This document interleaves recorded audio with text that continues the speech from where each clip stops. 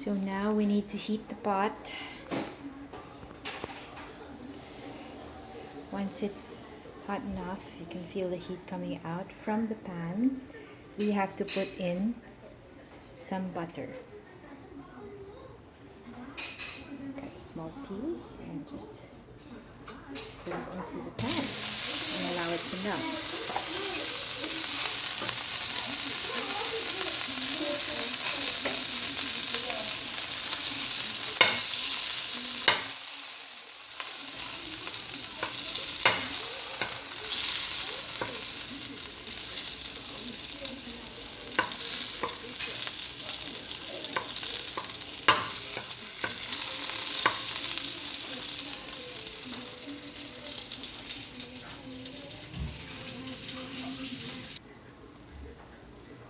I've added some flour to make a roux, to make it thick.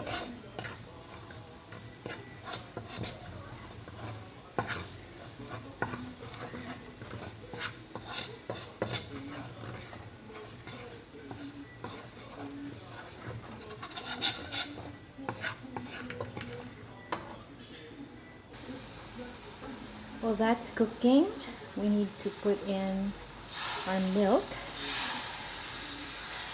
That's the cream in the mac and cheese. It's your milk. In my case, I use evaporated milk. Any brand will do, but today I used Carnation. Gotta stir this constantly so that it doesn't stick to the sides of the pan or the bottom of the pan. When it's a bit thick, you can actually start putting in your cheese. I have two kinds of cheeses that I prepared today. This is your cheddar cheese.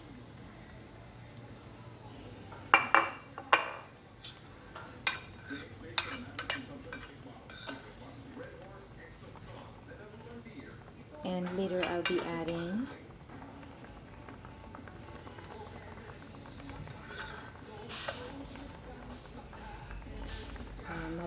some Parmesan cheese. So that's the cheese part.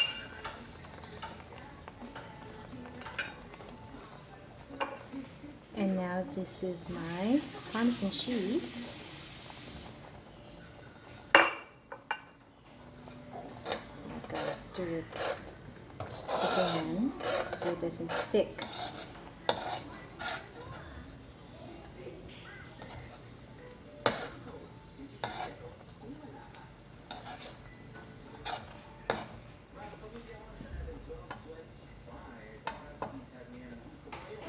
So today I've decided to put a little twist to the mac and cheese and add some mushrooms, which I've chopped. You know, it gives a little bit of that texture when they eat.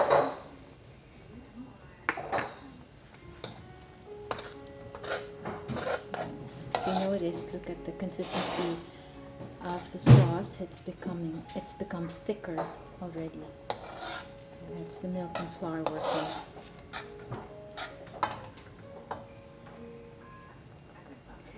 So there we go, we have the mushrooms in. And just to make it a little bit different from the usual mac and cheese, I'm going to be adding salami.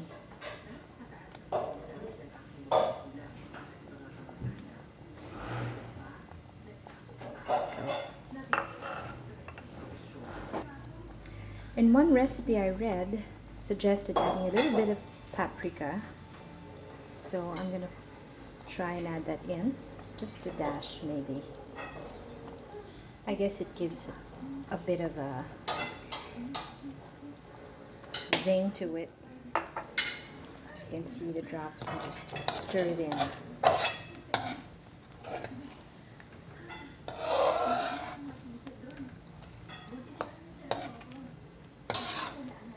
This should be ready to go.